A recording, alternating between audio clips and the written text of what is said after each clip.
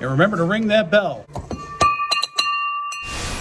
Hey everybody, this is Brian with Kid Cleveland. Thank you for joining me today and watching this video. Today I want to talk about restaurants or fast food places I never deliver to and those that I would always deliver to that are my go-tos. So in my area in Cleveland, Ohio, I have a lot of go-to restaurants. Number one, let me go over the list of do not goes. Now, and this is just from the experience I've had in the last 9 months, but everybody else's list could be different, so just keep it with a grain of salt. This does not constitute that you should or should not do a delivery. So number one on to not do is the evenings for weekends for either Wendy's or McDonald's. Especially with the coronavirus pandemic right now, these two restaurants are usually just drive-through only. They are the worst in the evening, especially on Friday, Saturday, or Sunday, and something I would stay away to if I can. But you also want to go ahead and check to see if there's a line. When you're driving around, when you're doing other orders, make sure you're making notes in the mental brain there to see if help. Wendy's is a no-go for me in the evenings just because even during the day it takes a while to get the order and it's awful. McDonald's, it's hit or miss. It's either ready, it's either slow, but there's some days where Fridays are the worst in the evenings for McDonald's because their drive-through is only open, no dine-in. And I would say that for any fast food, McDonald's, and of course Wendy's are the worst. Number two, now this one is going to surprise a lot of people, and Grubhub orders with Applebees. Now if it's a DoorDash or an Uber Eats order, I will take an Applebees order, but if it's from Grubhub, for some reason with Applebees the system does not for some reason have it, and normally they just put the order in when you get there, and it's going to take 30 to 45 minutes. So even if it's a $15 order, you want to unassign it because there's not even a point, because by the time it's ready and you get it, you're only making 12, 15 bucks. That's one thing if there was like a stack for like 40 bucks and you're waiting for an hour, okay, all right, it's 40 bucks, who cares? But if it's like 10 or $11, yeah. Haven't any luck with, so that's just something I've noticed is just Applebee's in general when it comes to Grubhub, a no-go. Now, it depends on the area. Certain areas will have, you might have to wait 5 minutes.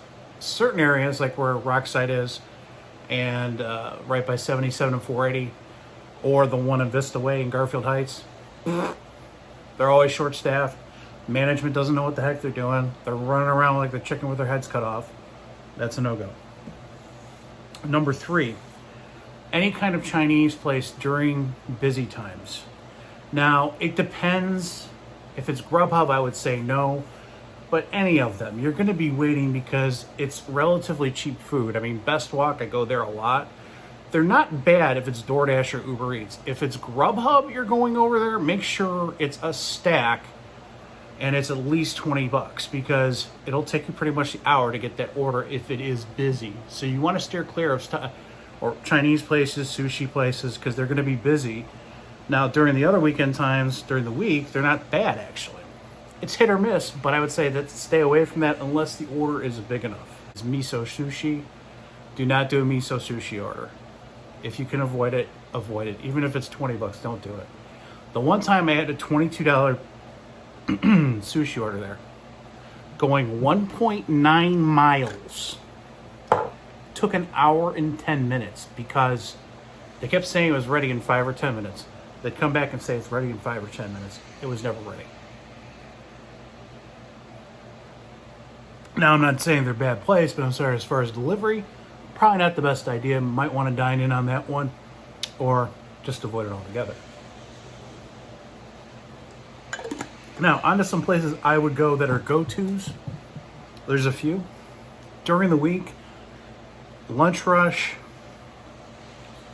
you want to go, if you have in your area, a Chick-fil-A.